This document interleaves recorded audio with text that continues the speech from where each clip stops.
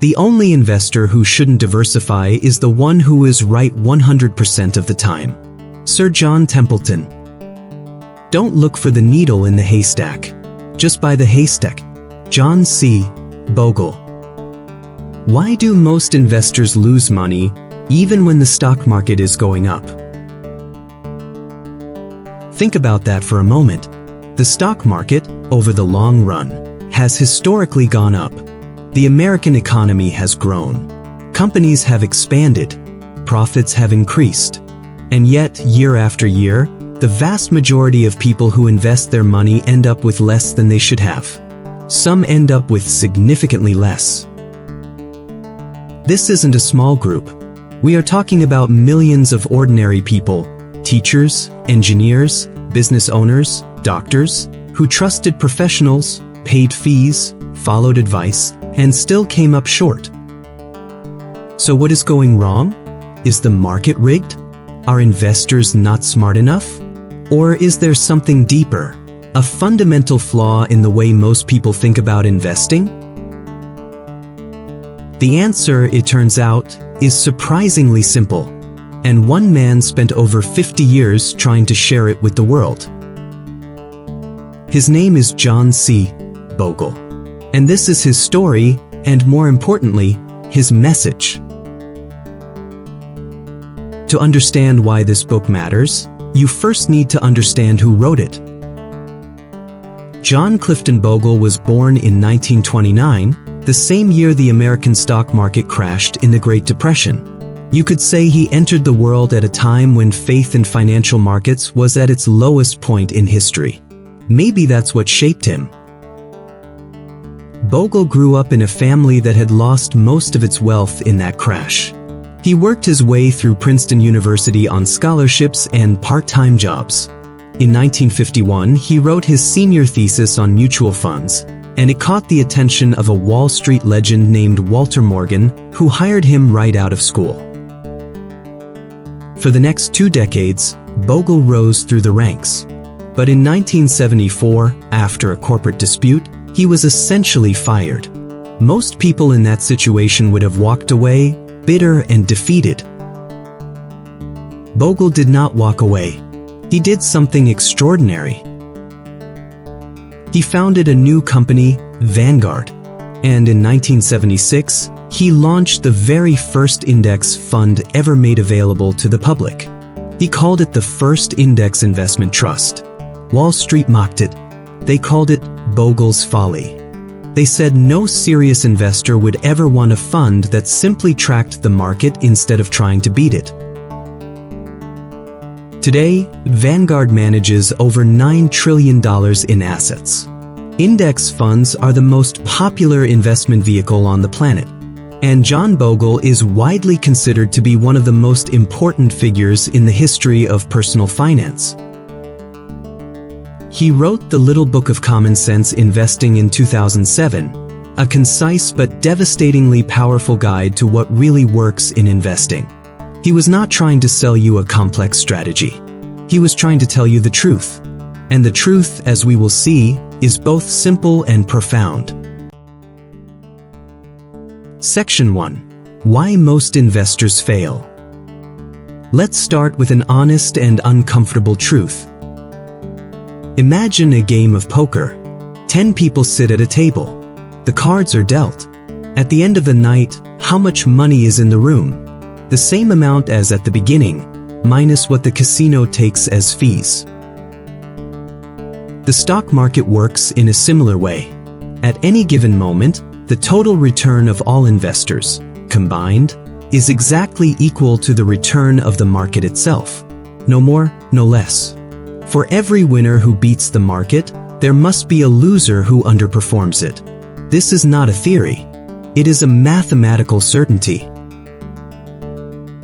Now here is where it gets really important, and where most people miss the point entirely. When you invest in an actively managed fund, a fund run by a professional manager who tries to pick winning stocks, you don't just pay for the stocks themselves. You pay fees, management fees, transaction costs, marketing fees, administrative fees, sometimes sales loads. These costs can easily add up to 1.5%, 2%, or even more every single year. That doesn't sound like much, but here's the thing. Over time, those fees do not just reduce your returns. They destroy them. Let me give you a concrete example. Suppose the stock market earns an average return of 8% per year over the next 40 years. If you invest $10,000 in a low-cost index fund with fees of 0.1% per year, your investment would grow to approximately $210,000. Now suppose instead you invest that same $10,000 in an actively managed fund with fees of 2% per year. Your net return drops to 6% per year. And after 40 years, you would have only about $103,000. Do you see what just happened?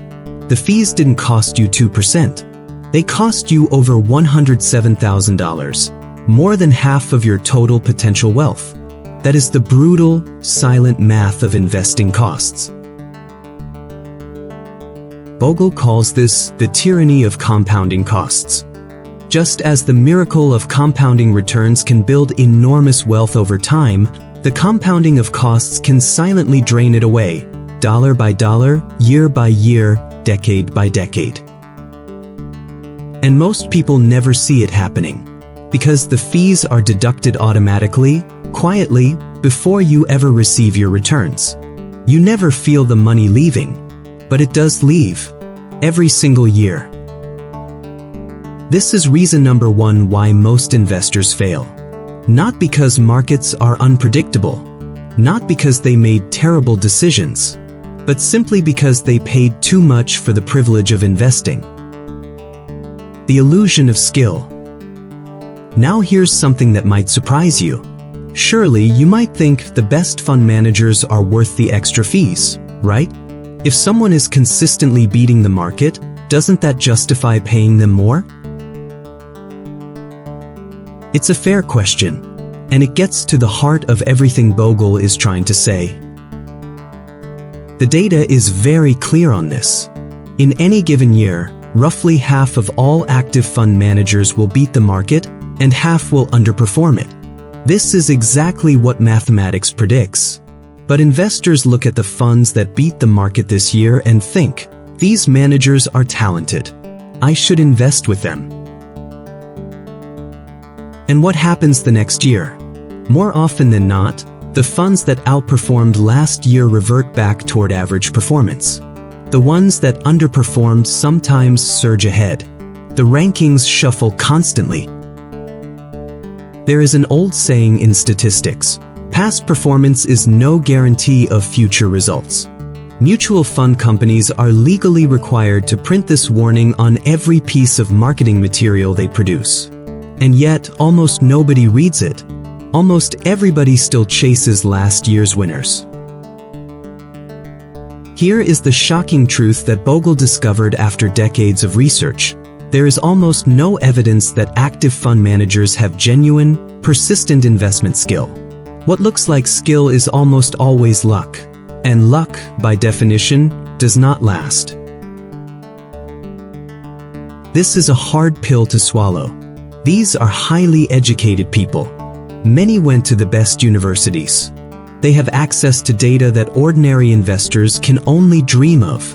They work incredibly long hours analyzing companies and markets. And yet, they cannot consistently beat a simple, low-cost index fund. Because the market is highly efficient. Every piece of publicly available information about a company is already reflected in its stock price almost instantly. When millions of highly intelligent, well-resourced people all study the same information and make buying and selling decisions, the result is a market price that is almost impossible to consistently outguess. Section 2. The power of index funds. Now that we understand why most investors fail, let's talk about Bogle's solution. And it is, refreshingly, one of the simplest ideas in all of finance. An index fund is a type of investment fund that simply tracks a market index.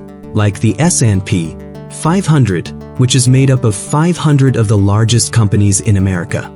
Instead of trying to pick which companies will do well, an index fund just buys all of them in proportion to their size. It does not try to be clever. It does not try to beat the market. It simply aims to match the market's return. And because it doesn't require a team of analysts, doesn't require frequent buying and selling, and doesn't need to market itself aggressively, an index fund has dramatically lower costs. The best index funds today charge as little as 0.03% per year, compared to 1% to 2% or more for active funds. Think about what Bogle is saying here. Instead of trying to find the best companies, and being wrong half the time, why not just own all the companies? You will capture the full return of the entire market. You will ride every wave of economic growth. And you will do it at a fraction of the cost. Bogle's famous phrase is, "Don't look for the needle in the haystack. Just buy the haystack." What the numbers say. Let's look at what the evidence says. Over the 20-year period from 2001 to 2020, the S&P 500 index returned an average of approximately 7.5% per year. During that same period, the average actively managed equity mutual fund returned significantly less, often by 1.5% to 2% per year, largely because of fees and poor timing decisions. But here's the part that is truly staggering. According to S&P Dow Jones indices, over any 15-year period studied, more than 88% of actively managed large-cap funds in the United States underperformed the S&P 500 index. Not most of the time. Not in bad markets. In all markets. Over the long run. This means that if you had simply put your money in the cheapest index fund you could find and never touched it, you would have outperformed almost 9 out of 10 professional fund managers. Without any research. Without any expertise. Without any effort at all. Now think about this from another angle. The fund managers who underperform are not amateurs. They are not careless. They are not lazy. They are some of the brightest, most dedicated financial minds in the world. And they still lose to a simple index fund, most of the time. This is one of the most counterintuitive ideas in all of investing.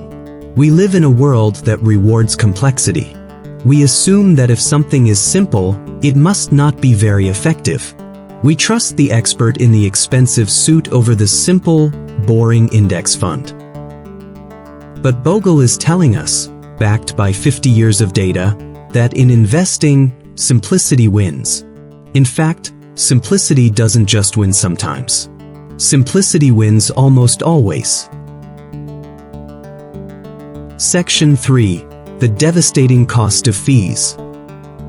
We touched on fees earlier, but Bogle dedicates enormous attention to this topic in his book, because he believes it is one of the most misunderstood and underestimated forces in all of personal finance. So let's go deeper. There is a concept called the cost matters hypothesis. Unlike the efficient market hypothesis, which tries to explain why it's difficult to beat the market, the cost matters hypothesis is almost impossible to argue with. It states simply, in investing, you get what you don't pay for. The more investors pay to intermediaries, managers, brokers, advisors, the less investors keep for themselves. This is arithmetic. It is not debatable. Every dollar paid in fees is a dollar that does not compound over the next 30 or 40 years. Every fee is a permanent, irreversible transfer of your wealth to someone else. The hidden fees nobody tells you about. Most investors think they know what they're paying. They look at the expense ratio, the annual management fee, and think that's the whole story. But there are other costs buried inside most active funds that rarely get discussed. First, there are transaction costs. Every time a fund manager buys or sells a stock, there are brokerage commissions, bid-ask spreads, and market impact costs. An actively managed fund might trade its entire portfolio 2, 3, or even more times per year. Each trade costs money, and those costs add up. Second, there are tax costs. Every time a fund sells a stock at a profit, that generates a taxable capital gain, which is passed on to you, the investor, even if you never sold a single share yourself. Index funds, because they trade very rarely, generate far fewer taxable events. This can save you a significant amount in taxes every year. Third, there are sales loads, upfront fees charged when you buy certain funds. Some funds charge as much as 5% or 6% just to invest in them. That means if you put in $10,000, you immediately start with only $9,400 or $9,500 actually working for you. When you add all of these costs together, expense ratio, transaction costs, tax costs, and potential sales loads, the true annual cost of many actively managed funds can be astonishingly high. Bogle estimated that the total drag from all costs on the average actively managed fund could easily exceed 3% per year. 3% every year. Think about what that means over a 40-year investing career. If the market returns 8% per year and you pay 3% in total costs, your net return is just 5%. Over 40 years, that difference, 8% versus 5%, means the difference between retiring comfortably and retiring in financial stress. Bogle is not exaggerating when he calls fees a wealth destroyer. He is describing something that is quietly, invisibly, mathematically demolishing the financial futures of millions of people, most of whom have no idea it is even happening. Section 4. The Miracle of Compounding. Albert Einstein is said to have called compound interest the eighth wonder of the world. Whether he actually said those words or not, the idea behind them is absolutely true. Compounding, the process of earning returns on your returns, is one of the most powerful forces in all of finance. But here is the thing that Bogle wants you to understand deeply. Compounding works both ways. Just as your investment returns compound and grow over time, so do your costs. And when costs compound over decades, they can steal a staggering portion of your wealth. Let me tell you a story to make this real. Imagine two friends. Let's call them Amir and Sarah. They are both 25 years old. They both invest $500 every month. They both earn exactly the same gross return from the market, 8% per year, for 40 years until they retire at age 65. The only difference, Amir invests in a low-cost index fund with an annual fee of 0.1%. Sarah invests in an actively managed fund with an annual fee of 1.5%. After 40 years, Amir has approximately $1,750,000. Sarah has approximately $1,150,000. The difference is $600,000. $600,000, simply because of fees, nothing else. Sarah did not do anything wrong. She did not pick bad stocks. She did not panic and sell in a market crash. She invested consistently, every month, for 40 years. But because she paid higher fees, she retired with $600,000 less than she could have had. Bogle's message is not complicated, but it is urgent. Every year that you delay switching from a high-cost fund to a low-cost index fund is another year that compounding costs are silently eroding your wealth. The sooner you understand this, the more of your own money you keep. The Rule of 72. Here is a quick but powerful mental tool, the Rule of 72. If you want to know how many years it takes for your investment to double, simply divide 72 by your annual return rate. At 8% return, your money doubles every 9 years. At 6% return, after higher fees, It doubles every 12 years. Over a 40-year career, that 3-year delay in doubling time means your portfolio completes roughly one fewer full doubling cycle. One fewer doubling on a large portfolio that can represent hundreds of thousands of dollars. Now you understand why Bogle was so passionate about costs. Every fraction of a percent matters enormously, not just today, but for the rest of your investing life. Section 5. Why simplicity wins. We live in a world that glorifies complexity. In investing, this is especially true. Financial television channels run 24 hours a day, endlessly analyzing markets, debating economic indicators, and predicting the next big move. Books are written promising secrets, formulas, and insider strategies. Software platforms offer hundreds of technical indicators to help you time the market perfectly. And all of it, according to John Bogle, is mostly noise. Bogle's entire philosophy rests on a deceptively simple insight. In investing, more activity almost always produces worse results. The investor who trades frequently pays more fees, makes more mistakes, and reacts more emotionally to short-term market movements, all of which reduce long-term returns. There is a famous study by researchers Brad Barber and Terence O'Dean, who analyzed the trading records of tens of thousands of individual investors. They found that the investors who traded the most frequently earned significantly lower returns than those who traded the least. In fact, the investors who traded the most earned average returns nearly 7% lower per year than the market. 7% lower per year. Because they were too active. Because they let emotions, news, and excitement drive their decisions instead of patience and discipline. This is where it gets truly interesting. The financial industry, brokers, advisors, fund managers, does not make money when you sit quietly in an index fund and do nothing. They make money when you trade. They make money when you move from one fund to another. They make money when you react to market news and restructure your portfolio. So the entire financial media ecosystem, TV channels, financial magazines, broker websites, has a powerful incentive to keep you busy, keep you anxious, and keep you trading. Because your activity is their revenue. Bogle's advice? Turn off the financial news. Ignore the short-term market movements. Buy your index fund. Set up automatic contributions. And then, leave it alone. This is the paradox of investing that Bogle uncovered. The less you do, the more you earn. The simpler your strategy, the better your results. The less you pay attention to short-term noise, the richer you become over the long run.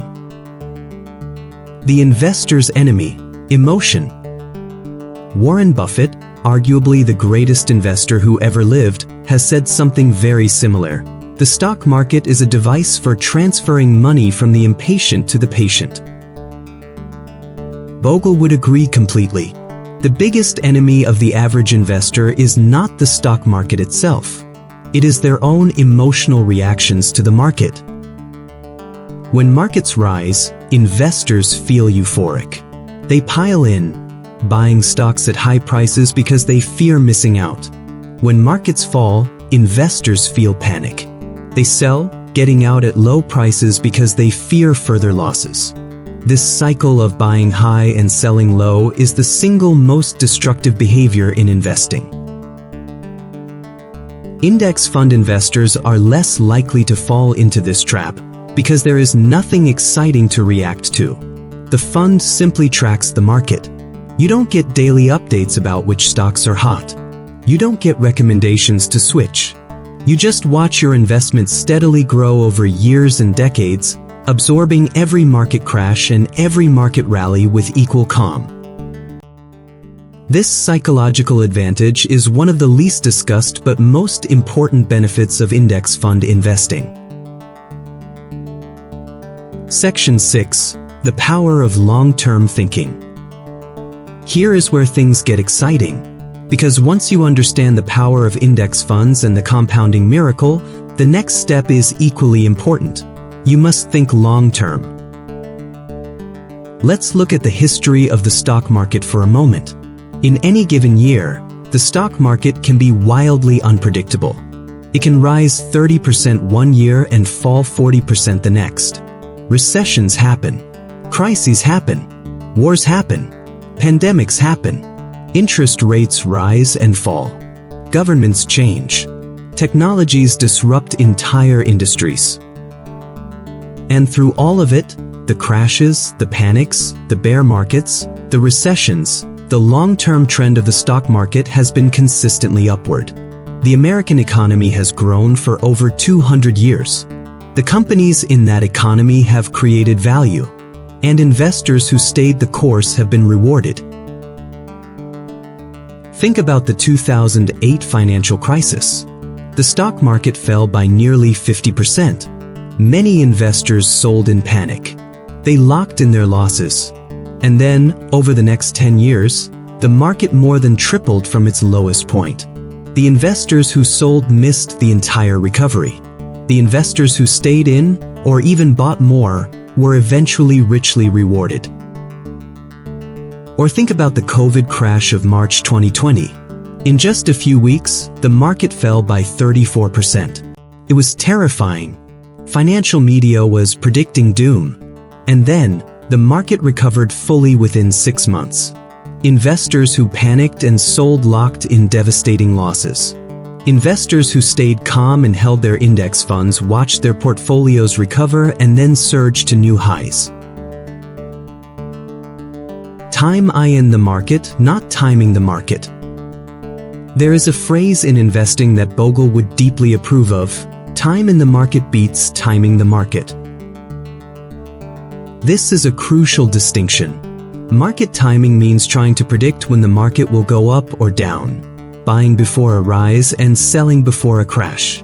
It sounds sensible. In practice, it is extraordinarily difficult and almost always fails. Here is why. The best days in the stock market often come immediately after the worst days. If you are too afraid to stay invested during the crash, you frequently miss the recovery. And missing just a handful of the best trading days in a year can dramatically reduce your annual returns.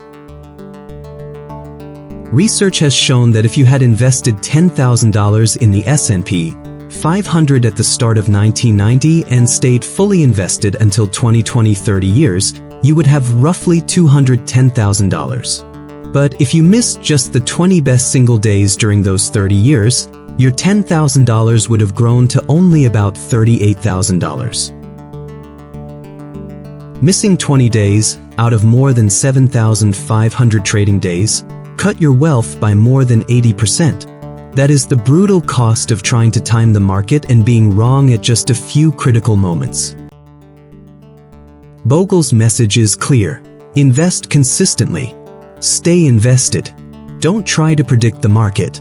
Just own it, through all of its ups and downs, and let time and compounding do the work. Section 7. The truth about market returns. Now let's talk about something that Bogle discusses with remarkable clarity, and that almost no one in the financial industry wants you to truly understand. Where do stock market returns actually come from? There are two sources of stock market returns. The first, and most important, is the fundamental return.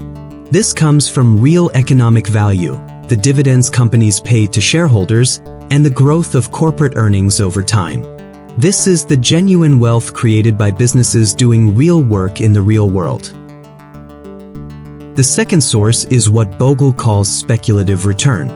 This comes from changes in how much investors are willing to pay for each dollar of earnings, what is known as the price-to-earnings ratio or PE ratio. When investors are optimistic, they pay more for each dollar of earnings, and PE ratios rise. When they are pessimistic, they pay less and PE ratios fall. Here is the critical insight. The fundamental return, dividends plus earnings growth, is relatively stable and predictable over long periods. It is the bedrock of real wealth creation. The speculative return, however, is driven entirely by emotion, by fear and greed and the shifting moods of millions of investors. And over very long periods, decades, speculative returns tend to cancel themselves out. The P/E ratio goes up during optimistic times and comes back down during pessimistic times. What remains as the foundation of all long-term stock market returns is the fundamental return, real dividends and real earnings growth. Why does this matter for you as an investor? Because it tells you exactly what to expect from stocks over the long run, and it tells you to ignore almost everything that financial news focuses on. The talking heads on TV spend most of their time discussing short-term price movements, which are driven almost entirely by speculation and emotion. But the real money in investing is made by capturing long-term fundamental returns, dividends, earnings growth, the compounding of real economic value. An index fund captures this fundamental return perfectly. Because it owns all the companies, it collects all their dividends and participates in all their earnings growth. It does not try to guess which companies will do better or worse. It simply lets the economy do what economies do over time: grow, create value, and reward patient investors. The reversion to the mean. One more important concept Bogle discusses: reversion to the mean. This is the tendency of investment returns, and almost everything else in the world, to return to their long-term average over time. When a fund or a stock or even an entire market sector has an extraordinary run of outperformance, the natural tendency is for that outperformance to fade. The sectors that were hot last year often become the laggards of next year. The funds that ranked at the top of the charts eventually fall back toward the middle. This phenomenon is not just theoretical. It is one of the most consistently documented patterns in all of finance. And it is one of the core reasons why chasing past performance, buying last year's winner, is one of the most reliably destructive things an investor can do. The index fund investor never has to worry about reversion to the mean. Because you own the entire market, you are always exactly at the mean. You capture the market's return, not more, not less. And that, as we have seen, turns out to be far more than most actively managed funds deliver.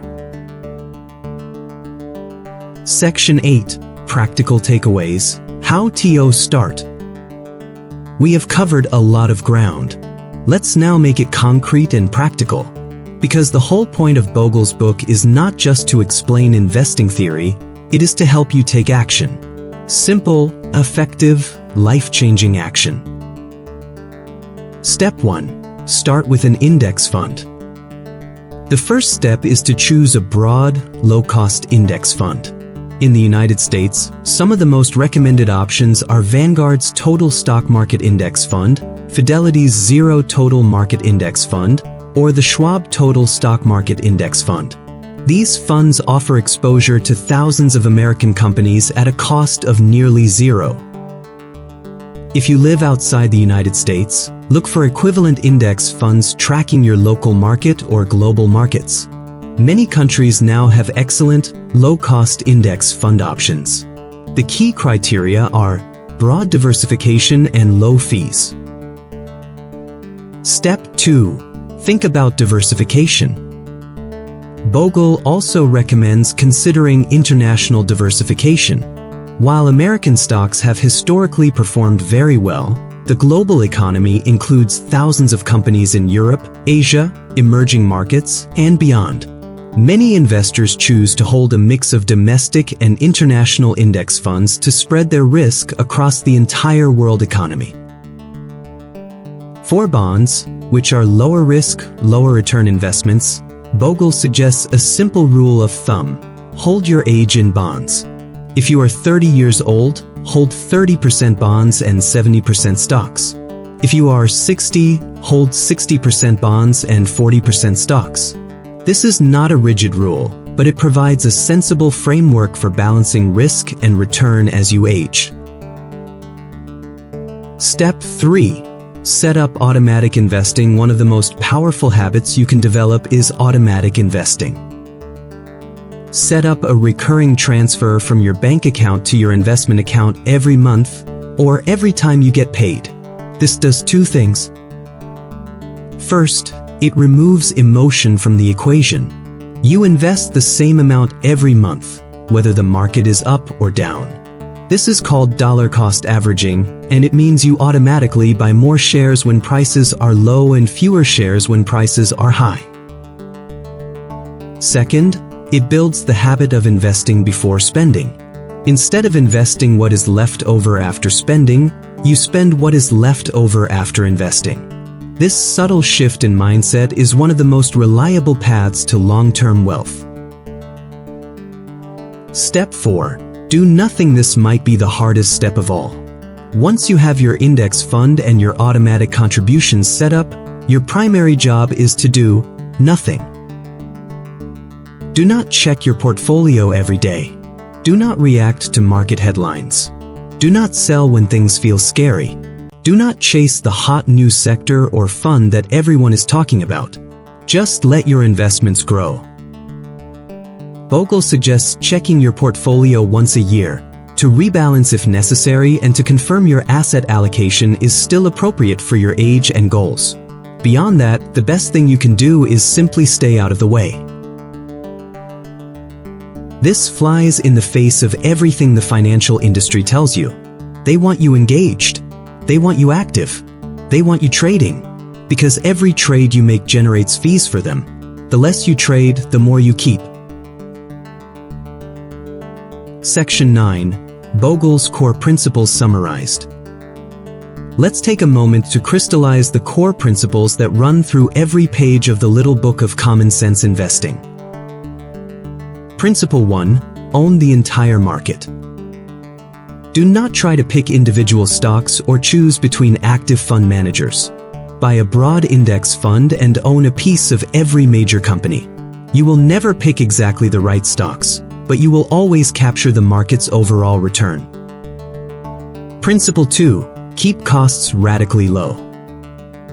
Every percentage point of fees you pay is a percentage point of return you permanently lose. Choose funds with the lowest possible expense ratios, ideally 0.1% or less. The difference between a 0.1% fund and a 1.5% fund over 40 years is potentially hundreds of thousands of dollars. Principle 3. Think in decades, not days. Short-term market movements are unpredictable and ultimately irrelevant to your financial success.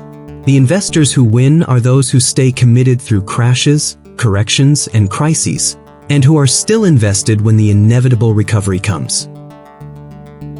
Principle 4. Ignore the noise. Financial media, market commentators, hot stock tips, and complex strategies are, for the most part, noise.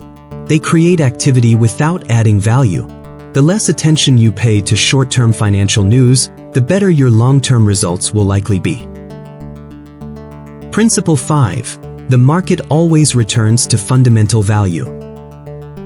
Over time, stock prices reflect the real economic value created by businesses. Dividends get paid. Earnings grow. And patient investors who simply hold through the cycles collect that fundamental return, which history shows is substantial and reliable over long periods. Principle 6. Simplicity is the ultimate sophistication. In a world obsessed with complex strategies, algorithms, and insider knowledge, the most powerful investment approach is also the simplest. Buy a low-cost index fund, contribute regularly, and hold forever. This is not the exciting story that Wall Street wants to sell you, but it is the true story, backed by decades of evidence. Section 10. Bogle's legacy and why it matters more than ever. John Bogle passed away in January 2019 at the age of 89. He spent the last decades of his life as a tireless advocate for ordinary investors, not for Wall Street, not for fund companies, not for the financial industry, but for the millions of people trying to build a secure financial future for themselves and their families. In an industry that is fundamentally built on the idea that complexity and expertise are worth paying for, Bogle was a radical. He said, "The simplest strategy is the best strategy, and the best strategy costs the least." His impact is difficult to overstate. Because of John Bogle, trillions of dollars have been moved from high-cost, actively managed funds into low-cost index funds. Ordinary people who never thought of themselves as sophisticated investors, have been able to participate fully and efficiently in the wealth-creating power of the stock market. Warren Buffett, who himself manages billions of dollars through careful stock picking, has repeatedly stated that for most people, index fund investing is the right choice. In his 2014 letter to Berkshire Hathaway shareholders, Buffett wrote that when he dies, the money left for his wife should be invested in a simple S&P 500 index fund. That is perhaps the highest possible endorsement. The man widely considered the greatest investor who ever lived endorses the most passive, simple, low-cost approach for ordinary investors. And he credits John Bogle for helping make that approach available to everyone. Today, we live in an age where anyone, with any income anywhere in the world, can open a brokerage account, invest in a broad market index fund, and begin building real, lasting wealth. The minimum investment for many index funds is as low as $1. The knowledge required is limited. The time commitment is minimal. The playing field has never been more level. The barriers have never been lower. And thanks to Bogle's lifelong advocacy, the tools for building wealth have never been more accessible. The question now is simply, will you use them? Conclusion: the simple path to financial freedom. In investing, simple beats complex. Patient beats active. Low cost beats high cost. Every time. We have come a long way in this audiobook. We started with a question: why do most investors lose money even when the market is going up? And we found the answer. They lose because they pay too much. They lose because they trade too often. They lose because they react emotionally to short-term noise. They lose because they trust complexity over simplicity and activity over patience. And the solution, as John Bogle spent 50 years trying to tell the world, is breathtakingly simple. On the market, keep costs low. Think long-term. Do nothing. This is not a get-rich-quick scheme. It is not exciting. It will not make you the most interesting person at a dinner party when everyone is talking about hot stocks and crypto trends. But it works. It works consistently. It works for beginners and experts alike. It works in bull markets and bear markets.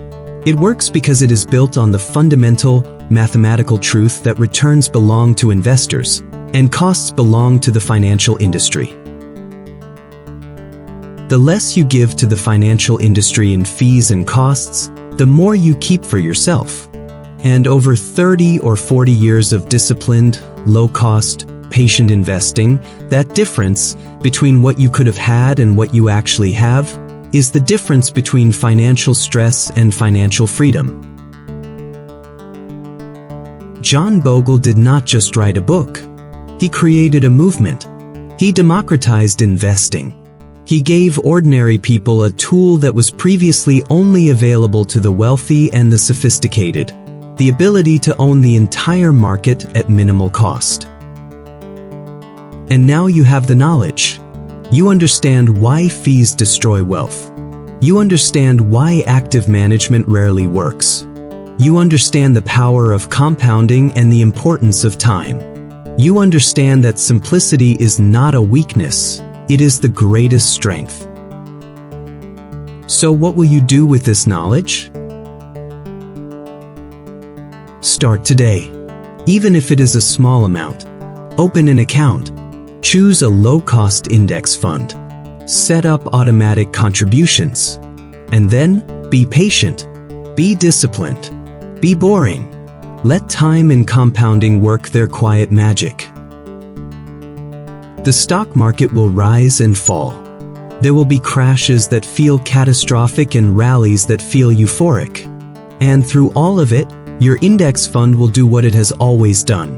Track the market, collect dividends, absorb earnings growth, and steadily, inexorably build your wealth. Decades from now, when you look back at the decision to invest simply and patiently, you will not remember the year of any particular market crash. You will not remember the names of the hot stocks everyone was talking about. You will remember only one thing: that you had the wisdom to follow the simple path, and that it worked. The stock market is a giant distraction from the business of investing. John Bogle. Stay the course. John Bogle. Here are some quick reference, key lessons at a glance. Use these points as your cheat sheet, the essential wisdom of the little book of common sense investing distilled into clear, actionable points. 1. The market's return belongs to all investors. What you keep depends entirely on how much you pay in costs. 2. Over any 15-year period, more than 85 to 90% of actively managed funds underperform a simple index fund. 3. A 1% higher fee compounded over 40 years can cost you more than 25% of your total final wealth. 4. There is no reliable evidence that active fund managers have persistent investment skill beyond luck. 5. Dollar cost averaging, investing fixed amounts regularly, removes emotion and builds disciplined wealth. 6. Rebalance your portfolio once a year to maintain your target asset allocation. Never more frequently. 7. Hold your age in bonds as a rough guideline for risk management. 30 years old equals 30% bonds. 8. The best investment strategy is one you can stick to through all market conditions, good and bad. 9. Complexity in investing almost always benefits the seller, not the buyer. 10. Time in the market always beats timing the market. Stay invested through all market conditions.